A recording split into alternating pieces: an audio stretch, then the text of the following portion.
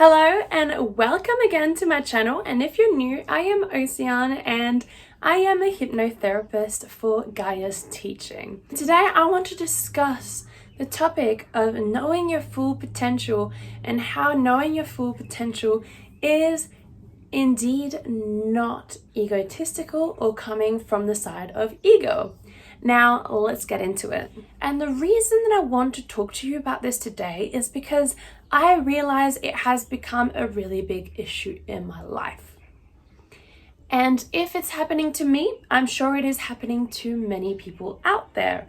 And also, especially if you are like me and you practice a life of no hate, of no ego, it can become hard to suddenly try to build yourself up as well, because you can be in fear that the ego is taking up that space in your heart. I'm going to start off by probably telling you a little bit about my background and why all of a sudden I'm having these realization and this a little problem, because I appear to be a very confident person, but in many ways I am not, and I will be straight up honest with you. It is my biggest problem and one thing that has been stopping me from becoming the best self that I am today, and from being where I want to be and to create the biggest empire ever.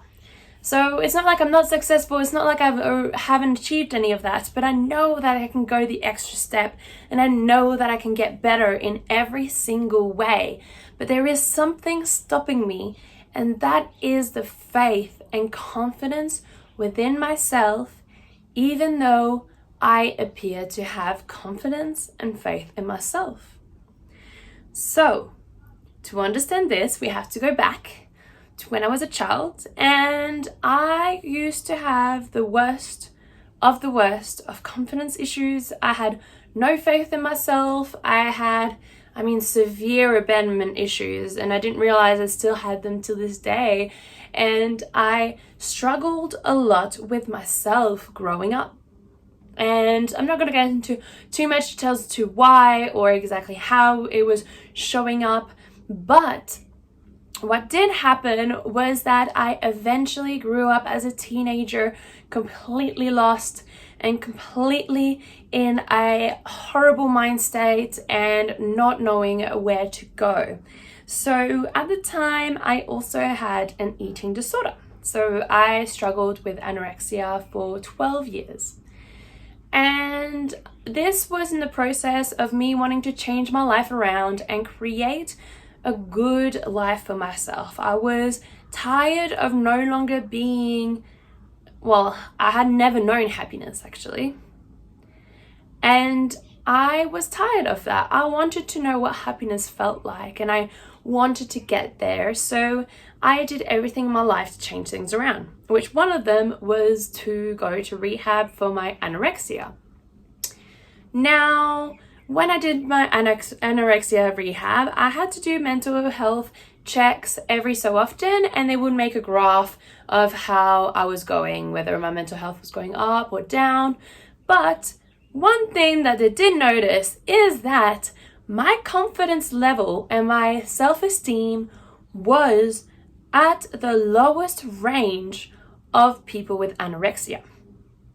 Now, I don't know whether or not you can put two and two together, but people with anorexia have the lowest self-esteem of anyone struggling with mental health. So not only was I in the low percentage of self-esteem and confidence, but I was in the low percentage of people with anorexia with my self-esteem and confidence. So I had the lowest score that they have ever seen, they have ever gotten in this rehab for confidence and self-esteem. And the thing is that I always get people asking me how I got confidence and stuff like that. People always think that I was born with confidence, that I never struggled with self-esteem, that I never struggled with confidence.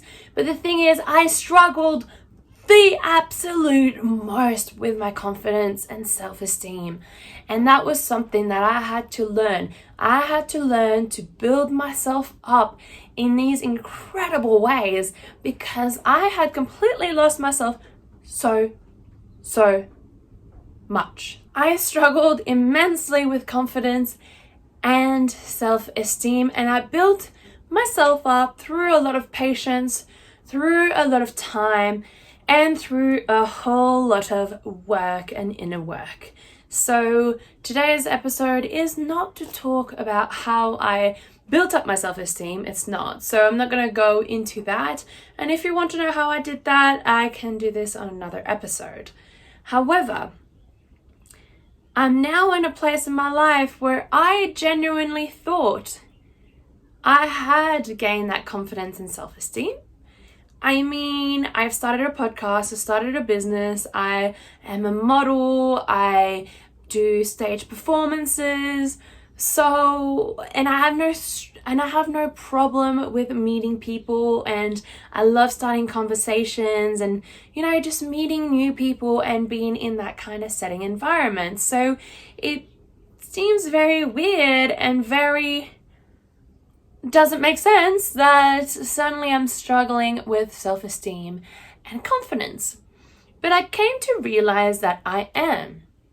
And that is because every time somebody gives me a compliment, and this is not a compliment on my looks, it's a compliment on who I am as a person, a compliment on my teachings, on how I use my words, a compliment on my brain, a compliment on the things that I've done, I get shocked and I'm like, wow, oh my God, thank you so much. That means a lot to me. And actually it does. It's the only compliments that I actually like to get. But it makes me realize, oh my God, what? I have an impact on someone. Like what? My knowledge actually helped someone. And I get very shocked and very confused and happy and all these mixed emotions. And I realize it's because I don't have faith in myself and I don't have that trust of being a teacher in myself. And I realized that that's why it took me so long to even start my own practice. And that is because I don't know if I'm ready. And that's why I have imposter syndrome and I keep on doing courses after courses, after seminars, after this, and I keep on trying to find every single way to gain more knowledge. I'm here going to meet some shamans and being taught by shamans. I go see the Dalai Lama. I try to learn from gurus. I read as much as I can. I do all these courses. I keep on getting diplomas and all of these things. And that is because every single day I don't think I am good enough to be a teacher. I don't think I am good enough to guide people. I don't have the trust in myself. And I realize that that is a big problem, and that's why I have been so stagnant for so long and unable to reach the goal that I wanted. And that is because I just didn't have the faith in myself. And I started looking deeper into it, and why do I not have the faith in myself? Why can I not just say to the world, look, I am a teacher. I have beautiful teachings to give you, and I am knowledgeable. And my knowledge is very wise, and it comes from a lifelong of trauma and life experiences that I'm ready to give you. I noticed that it is because I live through the thought that I should reduce my ego, and that ego is bad in a way. It's not bad, but it's something that you want to diminish, because ego can bring a lot of weakness, and ego can bring a lot of hatred and jealousy and hurt to other people. And ego is just not something that I want to bring into my life. It's not something that I want to resonate with. It's not something that I want to be around. And that's a good thing. that is a good thing. But the only thing with having to reduce your ego and try not to live in your ego state is suddenly you start feeling like maybe you can't say that you are a good teacher. Maybe you can't say that you're good at something and great at something, and you can't say these things because then all of a sudden maybe it messes around with your ego. That is a realization that I came to realize, and it stopped me from growing. It stopped me from bettering myself. And I started dwelling on that, and is saying that you are this great person and you are greatness, is that coming from ego? And the truth is that it's just not. There is a difference, and coming from ego is if you think that you are superior to someone. And the truth is, if I say I am a great teacher that comes with great teachings, that doesn't mean that I think I'm superior to somebody else. It doesn't mean that I think I'm as good or better or worse as anybody else. Ego stems from competition. It stems from comparing yourself to somebody else and comparing other people to other people and yourself. Saying that you are great and you come with greatness isn't comparing yourself. Obviously, if you say, oh, I am great, I am way better than all these gurus and I am way superior to these gurus, I am great, I am fantastic, that does stem from ego. But if you say, wow, I am fantastic, I am great, I come with lots of life teachings and I can change the world, that is not coming from ego, because you didn't compare yourself to anyone or anything. And you need to have that trust within yourself. I mean, how can you help people if you don't even trust yourself?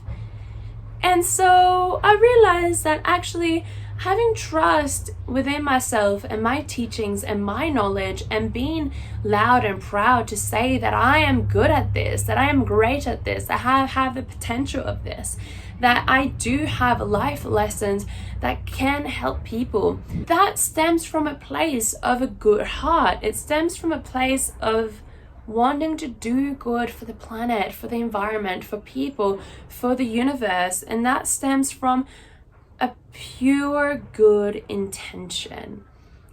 And when something comes from a pure good intention, and that intention is love and compassion, that is not ego. That is not ego. As long as your love for yourself and your trust within yourself and your confidence within yourself stems from love, compassion, and wanting to help other people, you need to resonate with that, and you need to build that up. And you need to love that, because that's not ego. That's not something that you should be ashamed of, and it's not something that you should hide, because especially in our Western society, suddenly we shame people that have that confidence. And there is a huge difference between ego and confidence. And confidence is good. We need that for our mental health. We need that for our own self. How can we reach our full potential and reach our powers as humans if we can't even be confident within ourselves? And Western society have really tried to shun that down, and especially you can see it with women. And I know men get that too, but I'll use the example of a woman. If a guy says, oh wow, you're beautiful, and a girl says, oh, I absolutely know, I'm fabulous, thank you, you will see that people will not like that woman, that they will start being like, oh wow, she's so up herself and all of that. We have grown into a society, in Western society, where we shun people who know their worth and who know their confidence and who know themselves. And that's not a good thing. So we need to change that. We need to change our reviews and see that if the confidence comes from self-worth and self-love and self-compassion, and that confidence is also going to give out love, give out compassion, and give out help, and give out worth. Because if you love yourself and you give yourself a lot of self-worth, you're gonna put a lot of self-worth in other people. So there is nothing wrong with that confidence. There is nothing wrong in that knowing of how powerful you are. And that is not ego. Because once again, we just need to remember, it comes from a place of love, compassion, and worth. And if you love and compassion and worth yourself, that was in English, but you understand, you will be able to give that back out, and that's so powerful in itself. So anyways, I'm about to be interrupted by a storm, and I don't have my microphone to cut out any background noise.